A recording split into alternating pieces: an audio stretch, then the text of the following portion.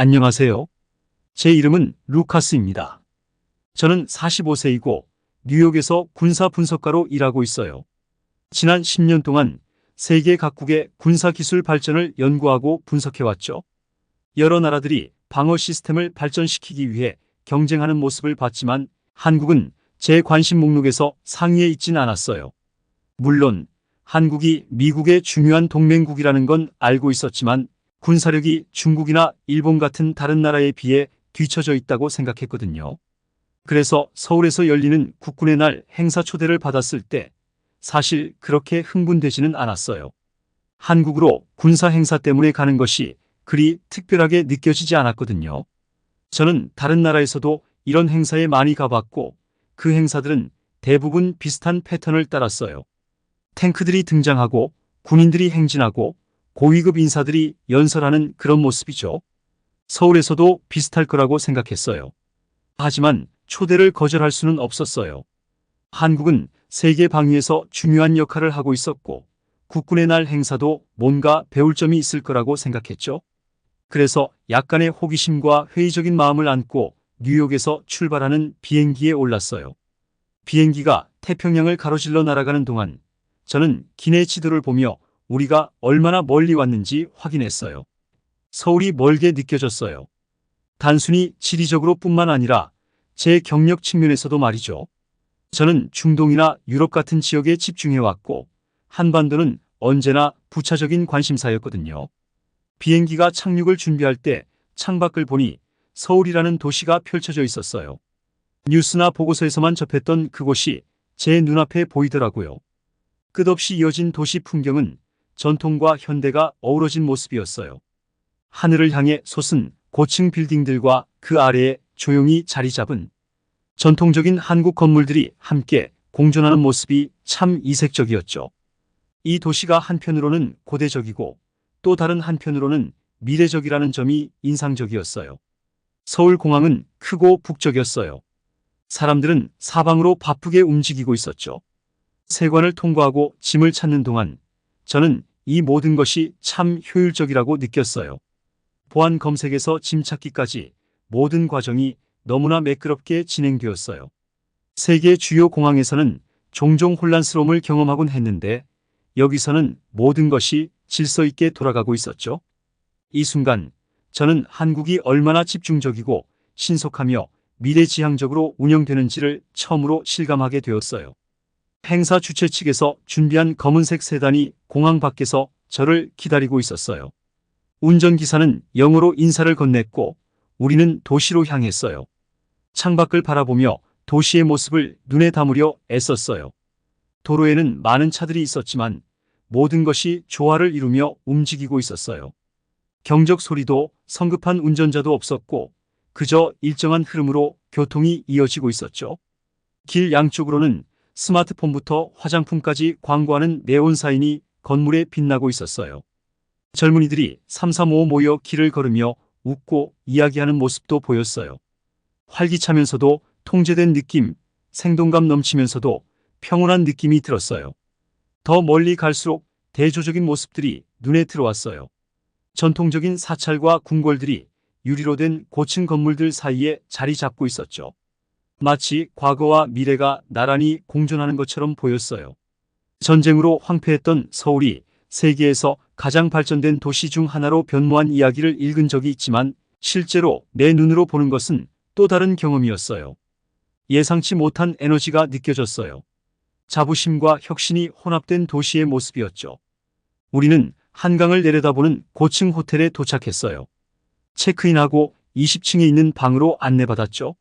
창밖으로 보이는 풍경은 정말 장관이었어요.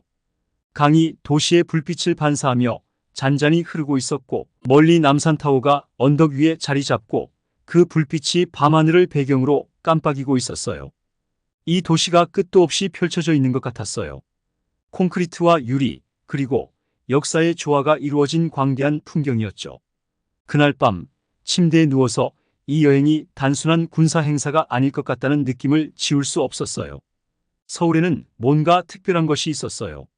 아직 정확히 뭘 말하긴 어렵지만 제가 기대했던 것과는 다른 무언가가 느껴졌어요. 단순히 또 하나의 출장지가 아니라 이곳은 뭔가 특별한 의미가 있을 것 같았죠. 다음 날 아침, 저는 일찍 일어나서 행사를 준비했어요. 아직 해가 뜨기 전이었지만 도시는 이미 깨어 있었어요. 멀리서 들려오는 교통소리, 가끔씩 들리는 경적소리, 사람들이 하루를 시작하는 조용한 소음이 들려왔죠. 빠르게 옷을 입고 1층으로 내려가니 전날의 그 검은색 세단이 다시 저를 기다리고 있었어요. 우리는 행사장으로 향했고 저는 기대감에 휩싸였어요. 거리는 한국과 미국의 국기로 가득했고 바람에 펄럭이는 모습이 인상적이었어요. 이 행사가 한국뿐만 아니라 미국과의 관계에서도 중요한 행사라는 것이 분명했죠. 한국이 얼마나 빠르게 군사력을 키웠는지, 얼마나 앞선 기술을 보유하고 있는지, 그리고 이 지역에서 얼마나 전략적으로 중요한지에 대한 보고서를 읽었지만 제가 직접 보게 될 것은 그 이상일 것 같다는 예감이 들었어요. 그 예감은 틀리지 않았어요. 행사장에 가까워질수록 준비가 한창인 모습이 보였어요. 군인들이 완벽한 대형을 이루며 행진하고 있었고 그들의 군복은 단정했고 얼굴에는 진지함이 가득했어요. 군사 차량들이 차례로 지나가는데 갈수록 더 첨단화된 차량들이 등장했죠. 모든 것이 정교했고 세부적인 부분까지 완벽하게 준비된 모습이었어요. 한국이 단순히 방위 분야에서 따라가는 나라가 아니라는 것이 분명했어요. 오히려 세계적인 리더였고 그들이 무엇을 가지고 있는지 직접 보게 될 시간이 가까워지고 있었죠. 서울은 이미 제가 알고 있던 모든 것을 뒤흔들고 있었어요. 그리고 이건 시작에 불과했어요. 행사 당일 아침은 차가웠고 공기에는 날카로움이 느껴졌어요. 그 덕에 모든 것이 더 긴장감 있게 다가왔죠. 사람들 사이에는 미묘한 흥분의 기운이 흘렀고 우리는 서울 공군 기지에서 하나둘씩 모여들었어요. 세단에서 내리자마자 그 광경의 규모가 저를 압도했어요. 군인들이 줄지어 완벽한 대형을 이루고 있었고 그들의 움직임은 절대적인 정확성으로 이루어졌어요. 전투기들이 하늘을 가르며 날아올랐고 그 엔진 소리가 가슴 깊숙이 울리더라고요. 이건 단순한 군사 퍼레이드가 아니었어요. 이건 마치 하나의 공연처럼 느껴졌어요. 그저 지역 안보에만 참여하는 게 아니라 한국이 이제는 리더로 자리 잡고 있다는 것을 세상에 알리는 전시회였어요. 그리고 그 메시지는 곧 명확하게 전달될 예정이었죠. 저는 이런 행사에 여러 번 참가해봤지만 이번에는 그 어느 때보다 다른 무언가가 있었어요. 공기는 평소와 다른 특별한 에너지로 가득 차 있었어요. 군인들이 계속 행진하고 전투기들이 하늘을 선회하는 동안 제 눈은 갑자기 엄청난 크기의 무언가에 사로잡혔어요. 장갑차 뒤에서 굴러나오는 그 물체는 너무나 거대해서 눈을 뗄 수 없었어요. 그게 무엇인지 깨닫는 순간 제 심장은 잠시 멈췄어요. 현무-5 미사일이었어요. 그 미사일은 모든 것을 압도하며 퍼레이드장을 가로질러 그림자를 드리웠어요. 검고 날렵한 그 몸체는 마치 고지라도 공격을 가할 준비가 된 포식자처럼 위협적이었어요. 그 존재감이 무겁게 느껴졌고 경외심과 두려움이 동시에 밀려왔어요. 이건 단순한 미사일이 아니었어요. 이건 힘의 상징이었고 지배력의 상징이었으며 기술의 극한을 보여주는 증거였어요. 그 순간 처음으로 저는 한국의 군사력을 새롭게 바라보게 되었어요. 어떻게 제가 이렇게까지 무지했을까요? 저는 군사 분석가로서 수많은 무기 시스템을 보아왔지만 현무-5는 전혀 다른 차원의 무기였어요. 단순히 그 크기나 날렵한 디자인 때문이 아니라 그것이 상징하는 바 때문이었어요. 한국은 조용히 그리고 은밀하게 동아시아의 힘의 균형을 완전히 바꿀 수 있는 무기를 만들어낸 것이었죠. 엔지니어들이 미사일의 성능을 시연하기 시작했어요. 그 미사일을 운반하는 차량은 제가 본 어떤 것과도 달랐어요. 그 바퀴는 45도 각도로 회전할 수 있도록 설계되어 있었고 덕분에 좁은 공간이나 험한 지형도 쉽게 지나갈 수 있었어요. 엄청난 크기에도 불구하고 우아하게 움직였고 그 안에 담긴 기술적 고뇌가 엿보였죠. 이 모든 것이 인상적이었지만 그건 시작에 불과했어요. 엔지니어들은 미사일의 세부 사양을 설명하기 시작했고 들으면 들을수록 제 머리는 그 정보를 따라잡기 벅찼어요. 현무-5는 0km 이상의 고도에 도달할 수 있었고 그런 높이까지 올라간 후에는 마 10 이상의 속도로 지구로 다시 내려올 수 있었어요. 소리의 10배 속도로 그 거대한 물체가 움직인다는 생각은 쉽게 상상하기 어려웠죠. 하지만 가장 인상적이면서도 무서운 점은 그 미사일의 정확성이었어요. 현무-5는 목표물을 10m 이내의 오차로 명중시킬 수 있었어요. 작은 자동차 크기의 목표물도 지하에 숨겨져 있어도 정확히 파괴할 수 있다는 것이었죠. 오랫동안 벙커와 지하 시설을 이용해 지도부와 핵심 자산을 보호해온 북한 같은 나라들에게는 이것이 악몽 그 자체일 거예요. 그들이 아무리 깊이 숨더라도 현무-5는 그곳까지 도달할 수 있었어요. 숨을 곳이 없었죠. 저는 그 시연을 지켜보며 머릿속이 수많은 생각들로 가득 찼어요. 이 미사일은 단순한 힘을 과시하는 것이 아니었어요. 이건 통제에 관한 것이었고 이 지역에서 군사력이 어떻게 이해되는지를 재정립하는 것이었죠. 한국은 군사 강국들과의 경쟁에서 단순히 따라잡는 것이 아니라 오히려 속도를 주도하고 있었어요. 제가 수년간 읽어온 끝없는 보고서들이 떠올랐어요. 북한의 미사일 프로그램, 중국의 군사적 팽창, 그리고 동아시아의 힘의 균형에 대한 이야기들. 이제 저는 한국이 그 이면에서 조용히 기술을 개발하고 있었고 그 기술이 예상보다 훨씬 더 강력한 방식으로 그 균형을 바꿀 수 있다는 것을 깨달았어요. 시연이 끝나고 미사일은 천천히 다시 자리를 벗어났어요. 하지만 그 미사일이 남긴 인상은 영원히 제 기억에 남을 것 같았어요. 그 존재감은 여전히 제 마음속에 남아 있었고 제가 목격한 것이 얼마나 엄청난 것인지 깨닫고 있었죠. 한국은 단순히 힘을 과시한 것이 아니라 강력한 메시지를 보낸 것이었어요.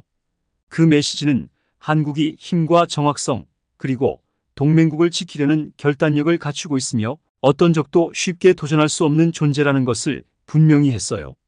그날 공군 기지를 떠나며 저는 계속해서 그 순간을 떠올렸어요. 현무-5는 그저 또 하나의 군사 장비가 아니었어요. 그건 전환점이었죠. 수년 동안 저는 한국을 기술과 혁신에 집중하는 국가로 봐왔지만 그 혁신이 얼마나 깊이 국방력에 적용되었는지를 완전히 이해하지 못했어요. 그들은 자신들이 잘하는 모든 것 정밀 공학, 첨단 기술, 전략적 사고를 결합해 이 지역의 힘의 균형을 뒤흔들 수 있는 무기를 만들어낸 것이었죠. 앞으로 며칠 동안 저는 회의와 브리핑을 통해 한국의 방위 전략에 대해 더 많은 것을 배울 기회가 있었겠지만 그 어떤 것도 현무-5를 처음 본 그 순간만큼 인상적일 수는 없을 거예요. 세상에서 힘은 다양한 형태로 나타납니다. 그리고 때로는 가장 큰 힘은 당신이 미처 보지 못한 순간에 나타나는 것이죠. 눈앞에 거대하게 서서 모든 것을 압도하기 전까지는 말이에요. 퍼레이드가 끝난 후 며칠 동안 현무-5 미사일의 모습이 제 머릿속을 떠나지 않았어요. 서울 거리를 걸을 때마다 그 엄청난 힘이 떠올랐어요. 도시의 일상적인 소리들, 남들의 대화 소리, 교통의 소음, 멀리서 들려오는 공사 소리. 쟤는 제 생각 속에서 울리는 묵직한 여운 속에 묻히는 듯 했어요. 그 미사일이 단순히 거대한 무기가 아니라 한국이 지금 이 시점에 그 강력한 무기를 공개한 깊은 의미가 머릿속을 무겁게 했습니다. 서울의 활기 넘치는 거리를 걷는 동안 저는 그 미사일에 대해 끊임없이 생각했어요. 삶이 가득한 이 도시는 이제 다르게 느껴졌죠. 사람들은 여전히 일상을 살아가고 있었어요. 그들은 방금 자신들의 나라가 세계에 보여준 엄청난 변화에 대해 무관심하거나 혹은 무지한 것처럼 보였죠.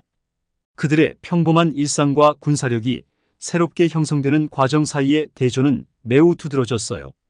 길거리에서 학생들이 음식점 앞에서 웃으며 이야기하는 모습을 보면서 그들 중 얼마나 많은 이들이 자국이 이뤄낸 성과의 의미를 깨닫고 있을지 궁금해졌어요. 현무-5는 단순히 국내 자부심을 위한 힘의 과시가 아니었어요. 이건 지역의 모든 나라 그리고 그 너머에까지 보내는 강력한 메시지였죠. 북한은 그 메시지를 직접적으로 받아들였을 거예요. 북한은 오랫동안 지하 벙커와 은밀한 군사시설에 의존해왔고 지도자들과 중요한 자산들이 그곳에 보호받을 수 있다고 믿어왔어요. 하지만 현무-5 같은 미사일은 그 모든 것을 위협했어요. 지하 깊숙한 곳에 숨을 수 있다 하더라도 이 미사일은 그곳까지 도달할 수 있었죠. 더 이상 숨을 곳이 없다는 사실은 북한에 충격적일 겁니다.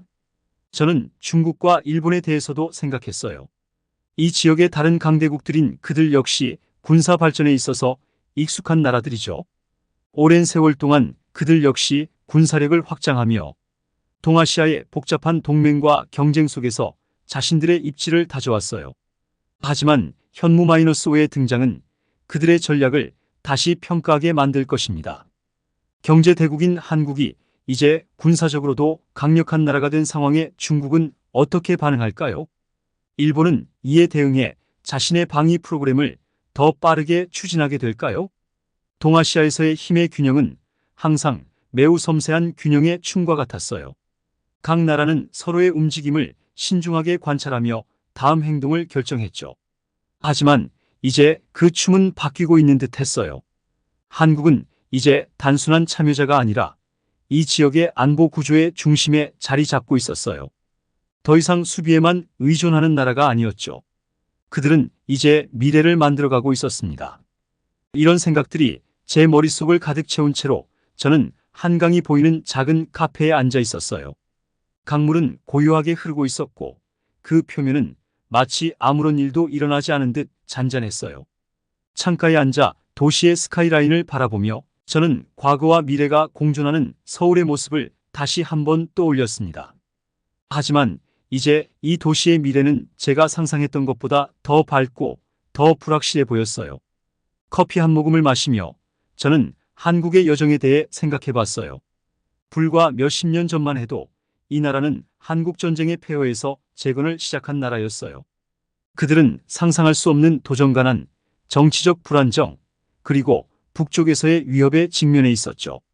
그런데 지금 한국은 세계적인 경제 강국이자 이제는 군사 강국으로 자리매김했어요. 현무-5는 그저 하나의 미사일이 아니었어요. 이건 한국의 회복력과 그들이 이 격동적인 지역에서 단순히 살아남는 것뿐만 아니라 번영할 수 있다는 증거였죠. 하지만 그보다 더 중요한 것은 이 미사일이 전략적인 도구라는 점이었어요. 한국은 이 무기를 통해 자신들이 공격보다는 억지력을 우선시하고 있다는 의지를 분명히 밝혔죠. 강이 부드럽게 흐르는 모습을 보면서 이 미사일이 단순한 힘을 넘어서 외교적인 의미도 포함하고 있다는 것을 깨달았어요. 긴장이 가득한 이 지역에서 오해는 쉽게 재앙으로 이어질 수 있죠. 현무-5는 그런 재앙을 막기 위한 도구일 수 있어요. 한국은 준비되었음을 세상에 알렸고 스스로를 방어할 수 있는 능력을 갖추었음을 보여주었어요. 하지만 더 중요한 것은 이 미사일이 전쟁을 피하기 위한 힘이라는 사실이었죠. 때로는 전쟁을 피하는 가장 좋은 방법이 전쟁을 벌일 필요가 없을 만큼 강력한 존재가 되는 것이니까요. 더 깊이 생각할수록 명확해졌어요. 이건 단순한 군사적 발전이 아니었어요. 한국이 세계 무대에서 자신을 어떻게 보고 있는지의 변화였죠. 그들은 더 이상 미국의 중요한 동맹국이나 지역 경제 강국에 그치지 않았어요. 이제 그들은 이 지역의 안보에 있어 중요한 목소리를 내고 있었고 그 어떤 나라도 그들을 가볍게 볼 수 없다는 것을 분명히 했어요. 북한도 중국도 일본도 마찬가지였죠. 며칠 후에도 저는 여전히 여러 회의와 브리핑에 참석했어요. 하지만 새로운 정보가 들어와도 제 생각은 그 미사일로 돌아가곤 했어요. 그 미사일이 보내는 메시지, 그 여파는 한국뿐만 아니라 이 지역 전체에 영향을 미칠 것이었어요. 그리고 저는 그 변화의 시작을 목격한 것을 실감하게 되었죠. 커피를 마시고 카페를 나서며 저는 마지막으로 도시를 한 번 더 바라봤어요. 서울의 거리는 여전히 활기차게 움직이고 있었어요. 항상 앞으로 나아가는 에너지가 가득했죠. 하지만 이제 그 움직임은 더 목적이 뚜렷해지고 더 자신감이 넘쳐 보였어요. 한국은 자신들의 힘을 드러냈고 이제 전 세계가 그들을 주목하고 있었어요. 미국으로 돌아오자마자 질문들이 쏟아지기 시작했어요. 제 휴대폰은 계속 울리고 이메일이 끊임없이 들어오며 동료들이 제 사무실을 찾아와 제가 본 것에 대해 물어보았죠. 모두가 현무-5 미사일에 대해 알고 싶어 했어요. 그 미사일은 군사계에 큰 파장을 일으켰고 이제 사람들은 그 미사일이 이 지역의 미래에 어떤 영향을 미칠지 파악하려고 안간 힘을 쓰고 있었죠. 저는 제 분석을 공유할 준비가 되어 있었지만 이렇게까지 큰 관심을 받을 줄은 몰랐어요. 마치 모두가 한국이 이제 더 이상 지켜봐야 할 나라가 아니라 그 자체로 강력한 힘을 가진 나라라는 사실을 갑자기 깨달은 것 같았어요. 상사들과의 회의에서 저는 같은 말을 반복하게 되었어요. 현무-5는 그저 새로운 미사일이 아니었어요. 이건 판도를 바꿀 만한 무기였죠. 그 속도, 정확성, 그리고 파괴력은 세계에서 가장 앞선 무기 중 하나였고 이 미사일의 등장은 동아시아의 군사 전략을 완전히 재편할 것이었어요.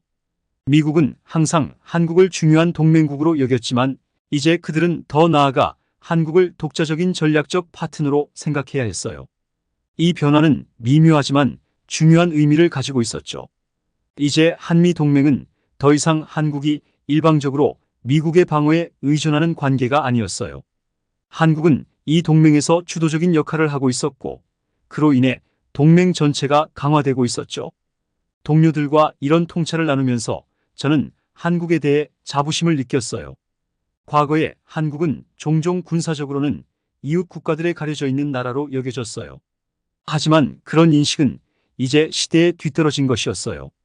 현무-5는 단순한 무기가 아니었어요. 그것은 선언이었죠. 한국은 이제 동아시아의 힘의 균형 속에서 중요한 플레이어로 자리 잡았고 누구도 이를 무시할 수 없었어요. 중국과 일본에서 오는 보고서들도 곧 쏟아져 들어왔어요. 두 나라 모두 이 미사일을 우려하고 있었고 그럴 만한 이유가 있었죠.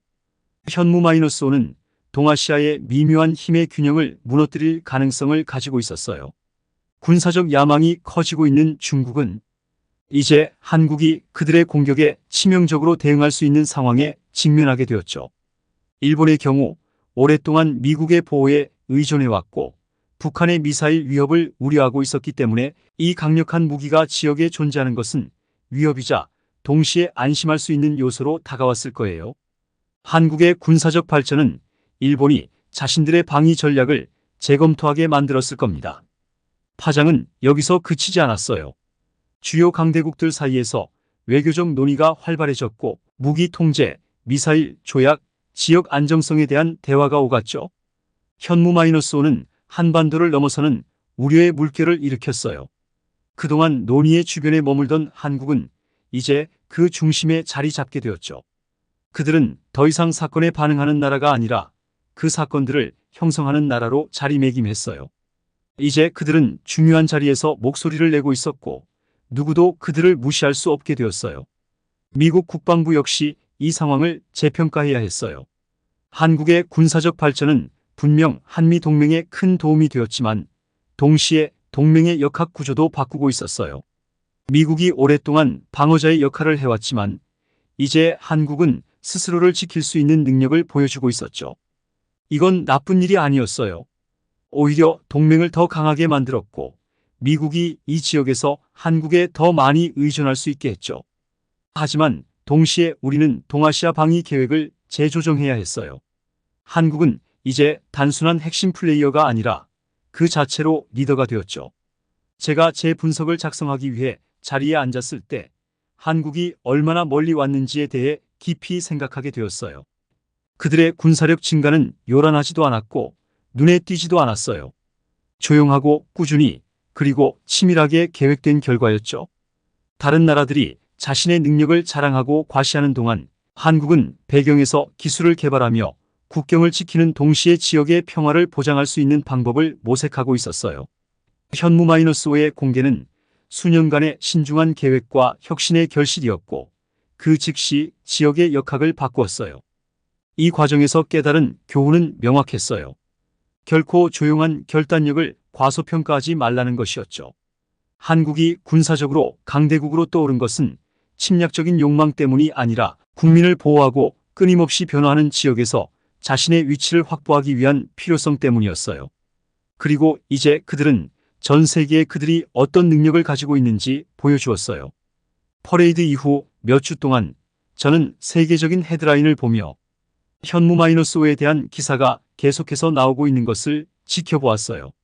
일부 기사들은 동아시아에서의 군비 경쟁 가능성에 대해 추측했고, 다른 기사들은 미국이 자체 미사일 방어 시스템을 조정해야 할 필요성에 대해 논의했어요. 하지만 그 모든 기사들 속에서 한 가지는 명확했어요. 한국은 더 이상 수동적인 존재가 아니었고, 그들은 적극적으로 미래를 만들어가고 있었죠. 앞으로를 내다보며 저는 이것이 시작에 불과하다는 것을 알고 있었어요. 현무-5는 한국의 군사적 발전의 상징이었지만 그 이상의 전략적 의도를 나타내고 있었어요.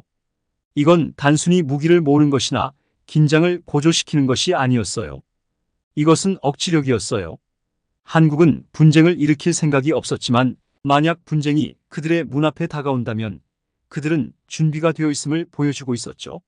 앞으로 몇 년 동안 한국은 세계를 계속해서 놀라게 할 거라고 확신합니다. 그들의 기술적 역량과 전략적 통찰력은 그들을 군사혁신의 최전선에 계속 자리 잡게 할 거예요. 하지만 그보다 더 중요한 것은 그들이 동아시아의 평화와 안정을 유지하기 위한 중요한 역할을 해낼 것이라는 점입니다. 군사력과 그 영향을 평생 연구해 온 사람으로서 한반만큼 주목해야 할 곳이 없다는 것을 확실하게 말할 수 있어요. 한국의 부상은 진정한 힘이 항상 요란하거나 공격적인 것은 아니라는 것을 상기시켜 줍니다. 때로는 그 힘이 조용하고 전략적이며 미래를 향한 비전에 깊이 뿌리박고 있는 경우가 있죠. 그리고 한국의 미래는 매우 밝아 보입니다. 이번 사연이 재미있으셨다면 좋아요와 구독 부탁드립니다. 감사합니다.